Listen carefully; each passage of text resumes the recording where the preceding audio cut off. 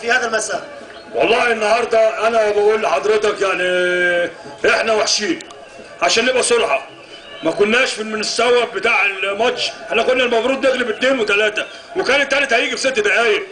احنا لحد دلوقتي محمدي مش في الفورمه، كل حاجات مرتفعه لان هم عاليين عننا بياخدوا الكوره.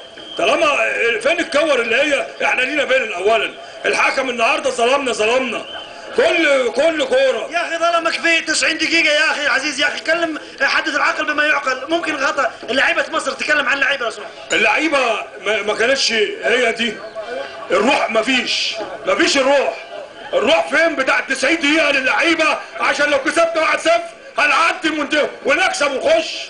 احنا الصعوبات كلها، وبعدين احنا ما اتغلبناش النهارده، احنا اتغلبنا هنا في مصر. معلش يا سادي، انت شايل الفرح من قبل 4 ايام ومسيرات وبلا، وكانكم وصلتوا الى المونديال وكانكم اخذتوا البطوله، والان الاحزان الكبيره على الشعب المصري. تعليقك على الموضوع؟ تعليقي على الموضوع ان احنا فرحنا والفرحه ما تمتش.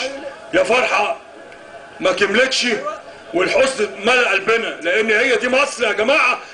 احنا كمصريين يجب ان انا اطلع لان بالميكروفون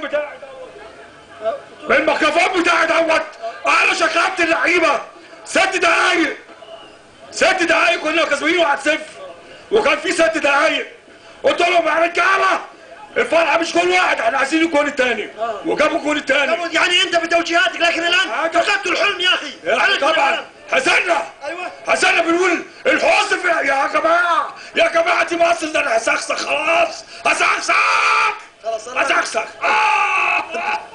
ايه اللي حصل؟ معلش اوكي يعطيك الصحه. معلش اسمح لنا يا اخي العزيز، الوضع يبدو صعب جدا، لكن